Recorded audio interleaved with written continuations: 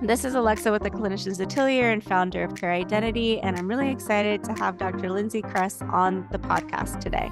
Hi, I'm Dr. Lyndsi Cress. I'm the owner and physician at Coral Direct Primary Care in Little River, South Carolina. I recently opened in March of 2025. It was kind of a long journey to get to this point. I think when I started in residency in 2017, looking back, I think I was already on that path to burnout. Going through my career for the last 10 or so years, I think I was always looking for DPC, but I didn't know it. Can you share a little bit about how you finally did discover DPC? I heard about DPC about 2 years ago. I was Googling non-clinical jobs I could find, and I was at the point where I didn't think I wanted to even practice medicine anymore. So I was looking for non-clinical jobs. I was looking for alternative jobs, things that maybe administrative positions, anything that where I could get back to feeling where I was in control, I think. And then somehow, I don't even know how, I came across, I think, a podcast about DPC, and I just kind of did a deep dive into the abyss of the internet and just started researching. And the second that I kind of wrapped my head around it and saw that other people were successful doing this model, I was hooked. I was like, I wanted to do it the next day. I was all in. That was about 2 years ago. I couldn't do it right away financially, so we saved some money, and the biggest one was the student loan. So I was a part of the public service loan forgiveness program, and I was very close to the end. I was like, a year out, I was like, I made it this far. I got to keep going. My loans were forgiven in October of this past year in 2024. And so I put my 90-day notice in with my job in November and opened in March. So here we are. Oh, that's so good. October, you begin your journey to actually begin to open after kind of planning for 2 years, which is pretty impressive. And I think that's great. I kind of like that you brought that up because I feel that everyone obviously works at a different timeline, but I think sometimes people do plan a little bit longer, or maybe they've been thinking about it a while, but they've been waiting to take that plunge, so to speak, or take that step. But when you already knew, once my loans are forgiven, I'm kind of ready to get out of here and open the practice. So tell me a little bit, when once you went through the process, obviously everyone may not know this, but we worked together. So you reached out to me. What made you choose to hire a professional versus maybe DIYing it, or maybe picking different, a la carting it? What made you kind of pick someone to help you? I tried to do it myself.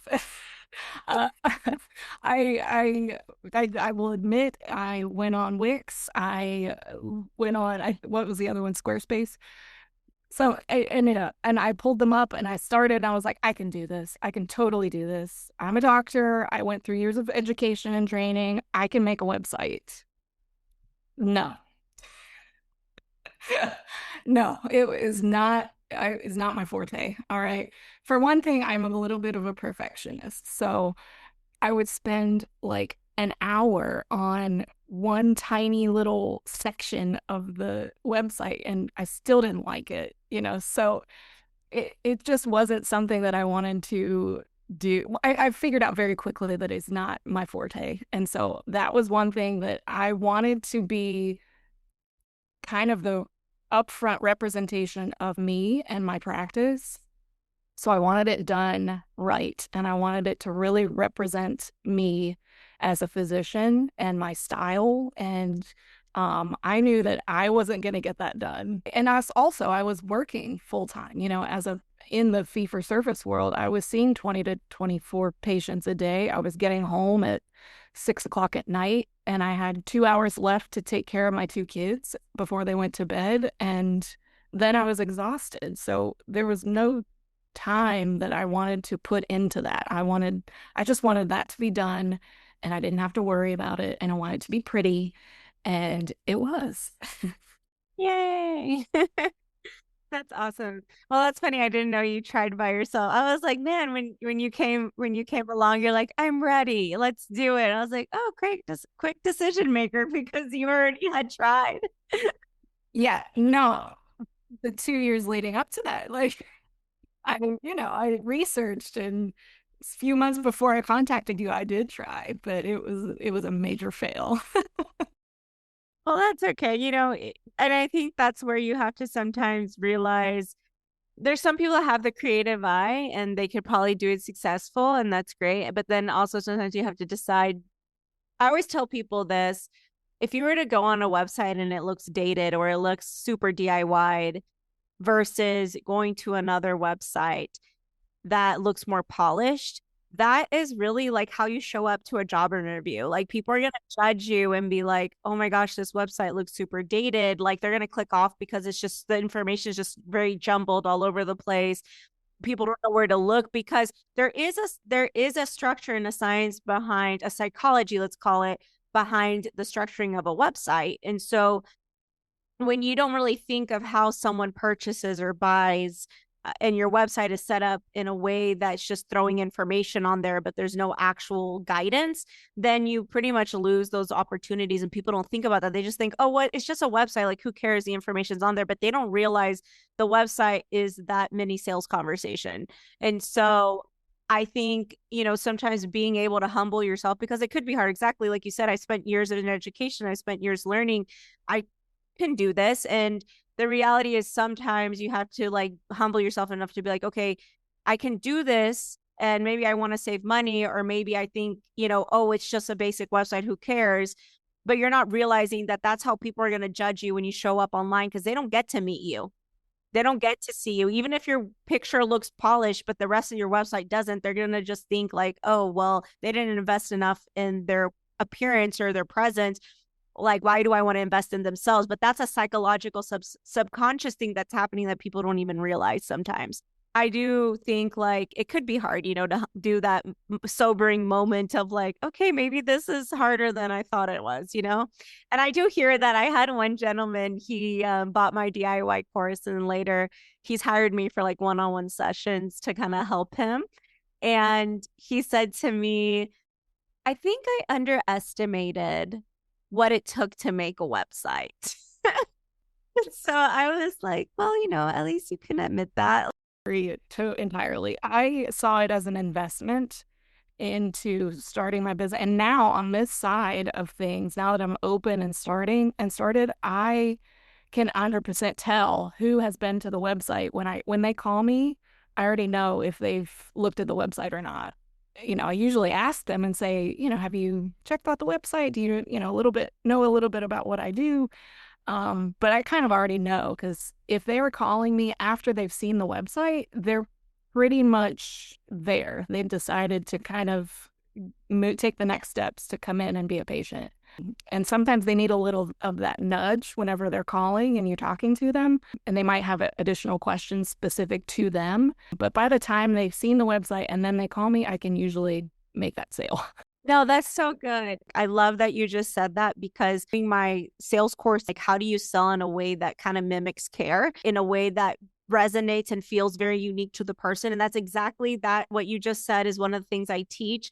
Is first off, I want to retract a little bit. The first is that the mini sales, going back to the mini sales conversation, they already kind of were pre-sold through the website. Like you said, they're kind of already ready to move forward, but now they just want to focus on things that pertain specifically to them. And that's essentially what sales is you have to learn to listen in a way that that person begins to connect. Because where I see a lot of people struggling in sales is they're too focused on the benefits, and they don't focus on how do I make this unique to this person.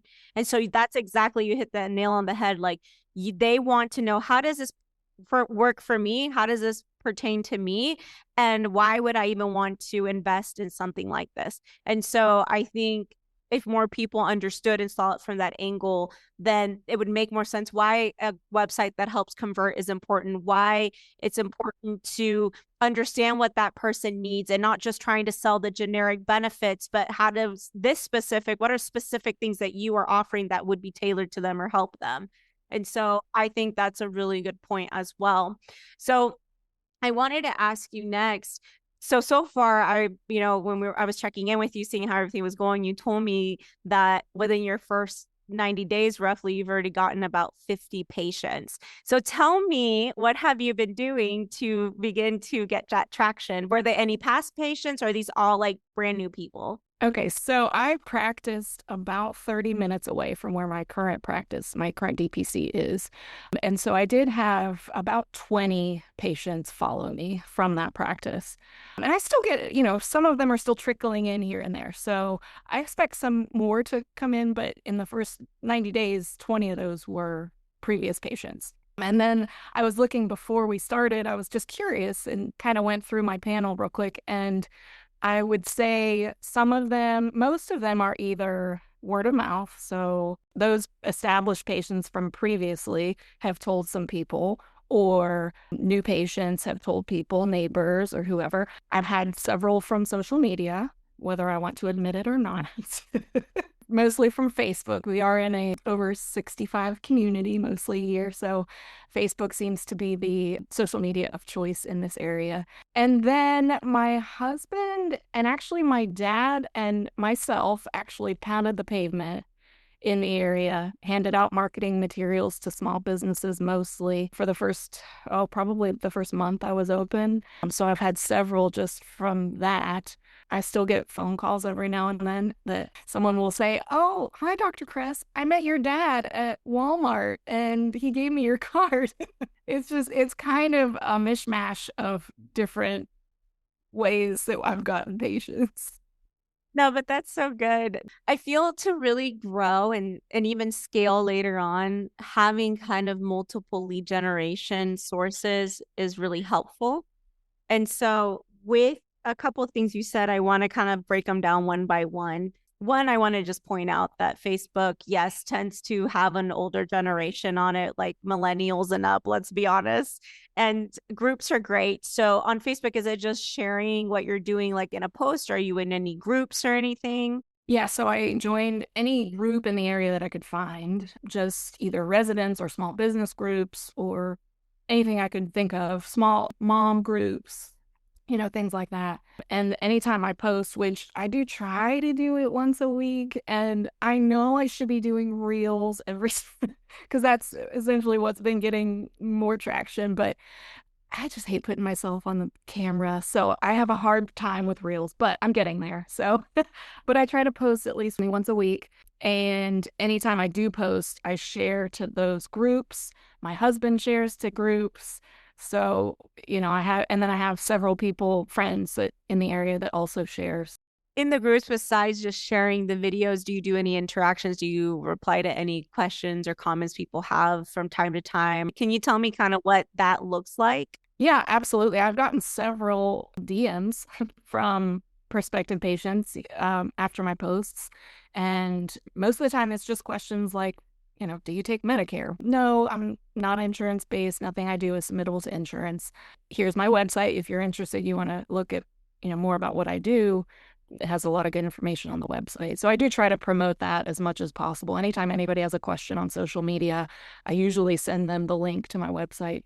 My profile has the link to the website in it. So I really try to use that to get people to the website. And then sometimes I also will try to go back to those posts and look and answer any comments and things like that. So most of the time there aren't a whole lot of comments and things that I'm receiving. So it's not very controversial what I'm posting.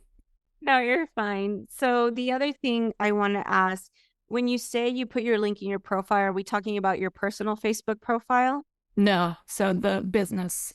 You're in the groups through the business. And so my other question would then be, when y'all are going to the small businesses and handing out flyers, what does that sound like? What do you say to them or share with them when you go and have these interactions? And do you plan, like, do you kind of say, hey, I want to hit these specific small businesses? Tell me a little bit about that process. We're not picky about which businesses we targeted. This area just has a large amount of small business in it. So, we have a downtown presence. So we would just hit door to door to door And you kind of I say you have a plan of what you're going to say when you walk in, but then it's kind of more gauging their response. So I might walk in and usually I'll hand them a rack card. So I made rack cards with information on it about me, just a little blurb. And then I actually put the pricing on my rack cards because I think that is a big perk for my practice. A lot of people in this area know about quote unquote concierge medicine. And so they already have that in their head that it's going to be expensive. So I thought it was important to put the pricing on the rack cards when I'm handing them out,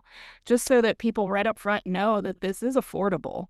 This is not something for the elite. This is for everyone. So I'll walk in, I'll hand them a rack card and say, "Hi, I'm Dr. Cress. I'm a family physician. I just opened my own private practice a few minutes up the road. And I'm just walking around to small businesses, saying hi, introducing myself, and giving out some information if you're interested." And usually, if they say, "Okay, thanks, see ya," I walk out. But if they kind of look at me and say, "Oh," and, look really interested, then I'll say, yeah, it's a little bit different than your traditional. And then I'll go into, what direct primary care is. And, it's just kind of organic, kind of flows from there. I always tell people, and people have been listening a while, that have probably tired of hearing me say this, but for those that haven't heard me, I always said when I started this podcast, I could have just sat here and given people tips and ideas all day, but I always see myself as the mother, and no one wants to listen to their mother. They want to listen to their friends. And I always say, y'all are the friends that they want to learn from.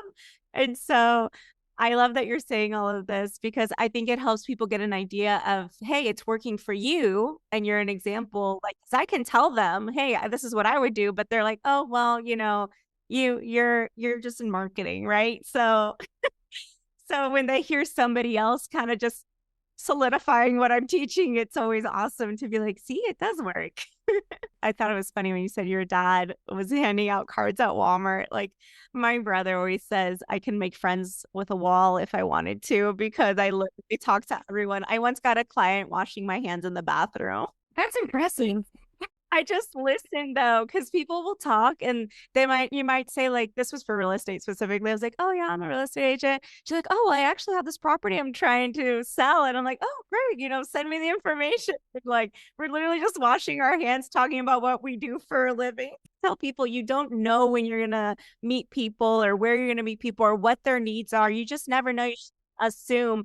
And I think what happens is people don't want to come off salesy. I will tell you, after being in sales for 20 years, it's so subconscious to me at this point. I don't even think twice. Like, I listen to people before I speak, in the sense of, like, I try to learn about them and what they need. And I feel that I have something that could help them, then very naturally I'll be like, oh, whatever it is that I feel I can help them with. But I think what happens is people get too nervous, like, oh, well, I don't want to be salesy and I don't want to be this and that. But I don't think it's so much of being salesy. I think it's just you have a solution for them and you genuinely want to help from a good place. And so it's not being salesy. In my opinion, it's like you're just trying to help them. And if whether they want that help or not is up to them. And so I think you can change that lens and be like, hey, this is something I'm offering. If you feel like it's something that could help you, I'm more than happy to help you. It seems like that comes pretty natural to you, which is pretty cool. Yeah, I would never have made it as a car salesman or anything, but I can sell medicine. I'm pretty good, I think. Do you feel like there's kind of like a certain average of patients you're getting a week that are kind of coming from all these different all these different lead generation sources? I see waxing and waning.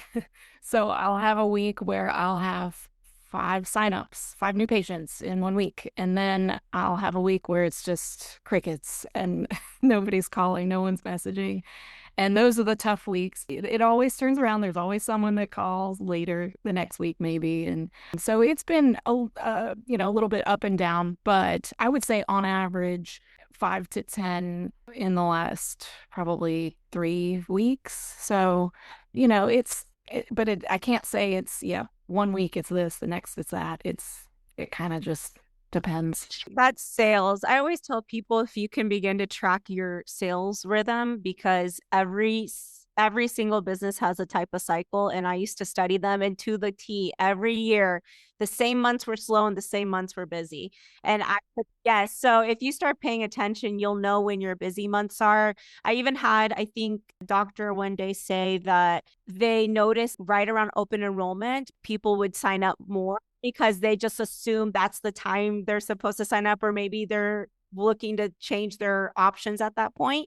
And so learning to understand when your busy seasons are and your slow seasons, that can also really help too with, helping what when you get your most of your traffic. The other thing I was going to say too was, are you still going maybe once a week, or how are you still going to the businesses? Do you have any follow up in place? Do you have any email marketing? Tell me a little bit, like, what else are you doing to try to continue that traffic flow? Yeah. So we didn't go back, haven't yet, at least. I am in the local chamber. I became a chamber member. That was one of the only things that I decided that I wanted to do. There's BNI groups, there's things like that are around that but I didn't want to pay a bunch of money. I wanted to keep my overhead low. I didn't want to pay a bunch of money to get in these networking groups and then nothing come of it. But I will say that my local chamber group is very active. And so they do networking events probably at least 3 times a month. And then there's additional opportunities in that month as well for like ribbon cutting ceremonies and meetings and things like that. So I have been going to any and every networking event that I can. And it's a lot of the same people, but there's always new people too, new small business owners that I get to meet and explain what I do. And so far, I have not had any leads directly from my chamber efforts, but I think it's going to pay off eventually. Just the feedback that I get from small business owners, especially, I think that they like the concept, but maybe they're just not personally ready yet to, become a patient or have the discussion about employees being patients, things like that. So, but that being said, that's my next goal, I think, is to start approaching small business owners, especially these chamber events for employees, and seeing about, working with employers to get their small business employees in my practice. Mm-hmm. So I want to ask you, when you go to the networking events, what does that conversation look like? Because that's going to look different than when you go to the door to door, so to speak, to the small businesses. What does it sound like when you go to the networking events? Yeah, so it depends on the event. Most of the time, the morning and lunchtime events are more formal, as like, you sit around, but then you stand up and give a little sales pitch, tell them about your business. So usually I give my, 30-second elevator pitch, and then I like to explain what kind of the ideal um, patient or ideal customer essentially to those, that would be the term for them, that they would understand who I'm looking for to be a part of my practice. And usually I tell them, it's you guys, it's small business owners, it's people that may be in the hospitality industry, because there's a lot of that in this area, being at the beach, a lot of bartenders, restaurant workers, that sort of thing. And it's those types of people that are kind of in the middle, where they're not getting insurance from their employer, but they still need some sort of primary care. And then, as I said before, it's a over 65 community. There's a lot of retirees here in North Myrtle Beach. And so it's those people that are fed up with the system and willing to pay for the access. So that's usually what I tell the small business owners, because they have employees, and they have family members, they have parents, they have, everybody needs a primary doctor. So that's usually kind of where my sales pitch, so to speak, goes when we're at the chamber event. What does the elevator pitch sound like before you go into the ideal client? One thing I do want to point out for those listening is, when you first said ideal patient, right? Because that's what it is to you, but you switched it to the ideal customer, the ideal client, because that's how they speak. And so learning what would make sense to them, what they would resonate with, because they may not connect with the ideal patient because they're not in the medical field, but the ideal customer or client would make sense to them because they're like, okay, that makes sense. And so I do try to tell people, learning to think of, how does your how does your ideal patient think and how do they speak so that you can use those words that make more sense to them. But going back to the elevator pitch, before you share what your ideal patient, what does that sound like when you're giving your 30-second elevator pitch? Yeah, usually it can change sometimes if I've been to the events and I've seen these people quite a few times and I don't see any new faces, I'm real quick about it and say, my name's Dr. Lyndsi Cress. I just opened Coral Direct Primary Care.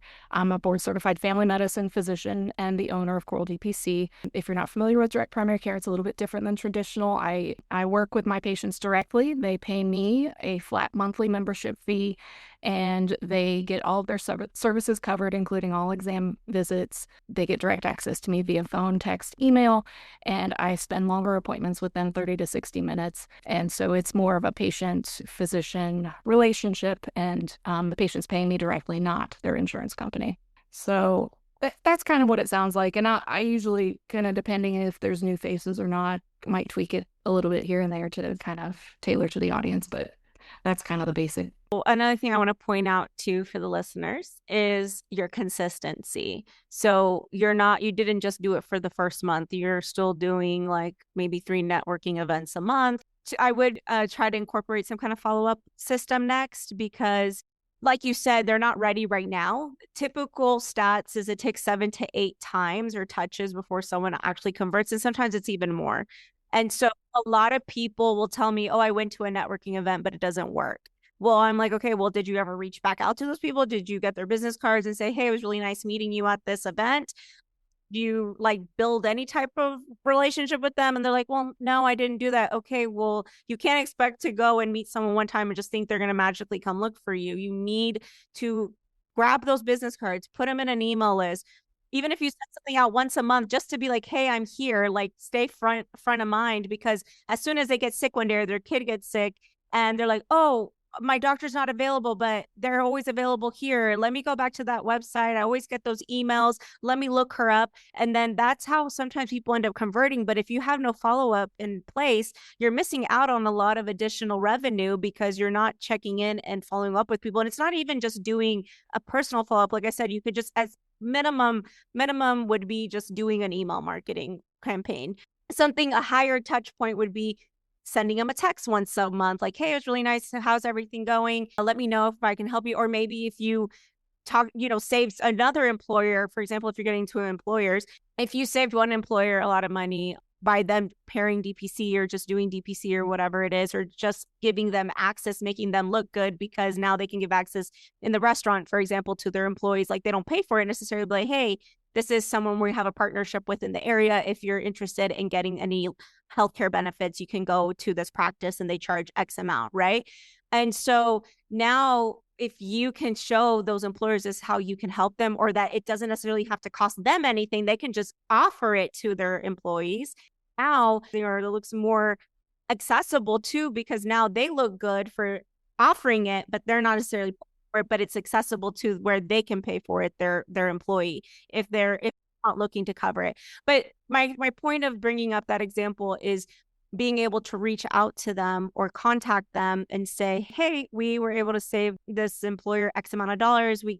They went ahead and they did a high deductible insurance plan, whatever, and they paired it with our DPC to cover the primary. And then this is more for catastrophic, whatever. And now they're saving, I don't know, $6,000, $10,000 a year. Then you say, hey, I just wanted to share this case study of this one business that we were able to save money. And then just doing stuff like that, where you're able to show the value, then believe it or not, at some point they're going to make a decision. And like I've said before, you never open a business to close in a year. Like that's not your plan when you open a business. And I think sometimes people are just too right now minded and aren't thinking of the long-term investment of all the seeds you're planting today and how they're going to become something more in the future. And so I would just say to people, like, don't get discouraged. Just find a way to continue nurturing what's already reaching out, because those people already were interested. They didn't reach out to you for no reason. So if you can learn to continue nurturing those relationships, then you can continue growing your practice much quicker than always trying to generate just brand new leads all the time. And so with that being said, I just wanted to add that in there because I think you're doing a really great job. I mean, 50 patients in a little less than 90 days. And, a lot of people open and sometimes really struggle to get that lead generation. But obviously, I really like this episode in the sense that you're kind of talking about the sales aspect of things that we don't always talk about. Sometimes you're talking about more marketing, but not the actual sales conversations, or what does that look like to kind of help people begin to get an idea. So I want to ask you, what advice would you give to someone that's just starting? Because you just started as well. You've only been open for 90 days. What advice would you give to someone that's maybe like literally about to open as well? Well, so I think the one thing that I struggled with is that comfort zone, getting out of that comfort zone to try to put yourself out there to people. I think, I don't know why, but going around to businesses and handing out my marketing material just was, for some reason, kind of terrifying to me. I don't know why, because it just was very anxiety inducing. So I will say that getting out of the comfort zone has really paid off. I mean, accepting any sort of meeting or business lunch or any sort of networking connection I could make with anyone has kind of been my philosophy. So, and because you just never know where these leads are going to come from. And as I said before, I've had so many patients come to me in different ways. It hasn't really, the only one constant has been my old patients from my previous practice. And the rest, the 30 other patients were various other ways. So always say yes, and always, put yourself out there, and don't be afraid to be uncomfortable, because that's when you grow, and that's when you find unexpected treasures in the form of new contacts or even new patients. It's not easy. I mean, any business owner that's done any kind of business, we know that it can be very stressful and emotionally draining sometimes. And the weeks that you don't get someone, you might low key freak out because you're like, am I going to get more patients? I always tell people the fastest way to get business in general, this is for in the service-based industry, right, that we are in, is in-person sales. A lot of people don't like it. I like that you said you have to get uncomfortable. And the reason I know this is because I used to do a lot of online lead generation, and this was more when I was doing real estate. And so I do a lot of online lead generation, zero paid ads, like everything. I just found something that worked, and it worked really well. And then one day I was essentially through the marketplace through Facebook. So I used to generate a ton of leads through Facebook. And one day they shut me down. They kicked me off the marketplace. And I went from I was generating just from leasing. I was house leases that I would put on there. I was generating maybe like 4,500 to 5,000 a month just from leases, like maybe 4 or 5 leases a month, not including whatever else I was doing. And when they shut me down, I lost almost 5 grand a month because I couldn't figure out like how to get leads. So I had to quickly re-strategize. And that's the other thing in business. You learn to pivot a lot. Like when some strategy is not working, you have to like not be married to the strategy and be like, okay, this isn't working. This is working. Like, how do I restructure this? And I started going to networking events. And I went to small business networking events because I was like, okay, I'm going to shift more into commercial real estate because I can go meet other business owners. I specialize in small business, first time renters and commercial. And I like really was good at that. And I actually had a lot of relationships with small workspaces. So I knew exactly like where to sell them. And I started going to these events, and within like less than 60 days, I had 40 leads that I was nurturing, all from going to these events, similar to like going to these events and you're doing things and you're showing up. And so people may be like, well, I prefer to do things online, which is fine. But just know when you're starting a digital presence, it's going to take longer to get the traffic and the traction. Now, some people go viral, but that's not the norm, and that's not everyone's story. And so I always tell people, if you need money right now, you need patients right now, you need clients right now, the best way is to start networking and meeting people. Because again, there's a lot of times where I've had people refer me as well, and they never worked with me. They just met me, thought I was nice, and they're like, oh, you should go talk to that girl. She does XYZ. And so that's why it's kind of important to begin that presence. Now, I know that, again, it's harder when you're introverted because you don't want to like go out. But with that being said, you if you really want to try to grow a little quicker, I would say just go, because unless you're going to be paying for like some kind of ads, but if you want anything that's free, you're going to have to give your time, right? So I always said you either have to pay money or trade time to make the money. I was going to say, and don't underestimate the importance of the meet and greet session. That has been a big one for me. If I can get them in the doors face to face in a meet and greet session, I will convert them. Like, I think I've only had maybe one that I couldn't convert, at least yet. Like, they haven't called yet. And I think it was someone that was more hung up on the insurance, wanted to use their insurance type of a thing. So, but of all the meet and greet sessions that if you can get, I totally agree, face to face is the best, because if they can see you, talk to you, ask you questions, see how you interact, it's so much better than even a pretty website. An amazing website can only take you so far. Mm-hmm, mm-hmm. Yeah, and I actually want to let's talk about the meet and greet a little bit, because I'm glad you brought that up. How long are your meet and greets typically? I block off 30 minutes, but that's flexible. Usually they don't take longer than 30 minutes, unless I did have one or two where we just went ahead and turned it into their first appointment. So yeah, so I didn't have anything going on. I was like, well, they wanted to move forward and be a patient. I said, well, why come back? Let's just do it now. And then are those in person always, or are they like kind of in person or virtual? Always in person. When they come in, I guess that's when you were talking about how at that point they just want to know how it applies to them personally. How would you say you structure your meet and greet? Like when you're talking to them, like what does that look like as far as your structure, like how you carry them through that process to get them to the yes? I'm the only one here, so I have no staff. So obviously, I greet them at the door. I bring them in. I show them around the office. It's small, so the tour doesn't take but about 30 seconds. And then we sit in my office. I have a couch and a couple of chairs, and we just sit down and chat. But usually, my first question to them is, how did you find me? How did you hear about me? But then I kind of say, what are you looking for in your health journey?